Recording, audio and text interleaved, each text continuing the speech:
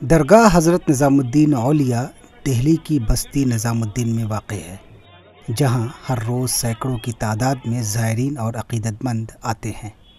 یہاں پر دو مزارات ہیں، ایک مزار محبوب الہی حضرت نظام الدین اولیاء کا ہے اور دوسرا مزار حضرت امیر خسرو کا۔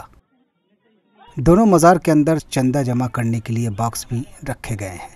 کہا جاتا ہے کہ عقیدت مندوں اور زائرین کے ذریعے لاکھوں روپے کا چندہ ہر دن دیا جاتا ہے، لیکن درگاہ کمیٹی ان چندوں کا حساب کتاب عام نہیں کرتی۔ اس بات سے دہلی وقف بورڈ ناراض ہے۔ بورڈ کا کہنا ہے کہ درگاہ حضرت نظام الدین وقف ہے اور اسی وجہ سے دہلی وقف بورڈ کا حق بنتا ہے کہ وہ درگاہ کے حساب و کتاب کا دھیان رکھے۔ تو زیادہ پرانا ہو جانے سے یہ تو ہے نہیں کہ وقف بورڈ کا حق ختم ہو گیا ہے، وقف بورڈ کی چیزیں ختم ہو گئی، وہ وقف بورڈ کی عادین ہے، وقف بورڈ کی ہے وہ۔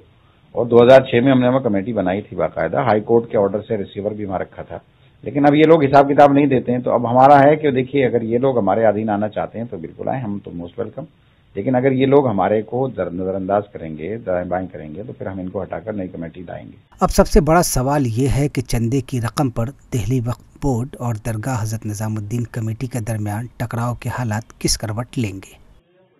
بورڈ کا تیور دیکھ کر یہی اندازہ لگ رہا ہے کہ دہلی وقف بورڈ اس معاملے کو دور تک لے جائے گا، جبکہ حضرت نظام الدین درگاہ کمیٹی کے ذمہ داران بھی کسی بھی طرح کی لڑائی لڑنے کے لیے پوری طرح تیار ہیں۔ وہ پیرزادوں کا حق ہے 700 سال پرانا، as per the centuries old custom, اور وہ درگاہ کا خرچہ اس آمدنی میں سے نکالتے ہیں، اس کے بعد اس کو آپس میں تقسیم کر لیتے ہیں۔ یہ دلی وقف بورڈ کا سٹیٹمنٹ ہے۔ تو امانت اللہ صاحب کو اپنے نوٹیفیکیشنز کے بارے میں معلومات ہے نہیں، ان کو یہ چاہیے کہ باقاعدہ جب وہ چیئرمین بن گئے تو پرانی فائلز نکالیں۔